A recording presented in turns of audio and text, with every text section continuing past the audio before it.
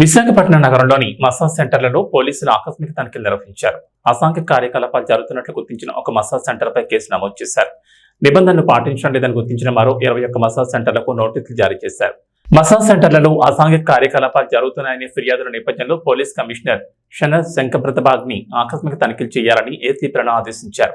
ఈ మేరకు సుమారు 200 మంది పోలీసులు 71 బృందాలకు ఏర్పడి నగరంలోని 71 మసాజ్ సెంటర్లలో తనిఖీలు నిర్వహించారు. ఈ సందర్భంగా ద్వారకా నగర్లోని కాక్టైల్ స్పాలో అసాంఘిక కార్యక్రమాలు జరుగుతున్నట్లు గుర్తించి కేసు నమోదు చేశారు.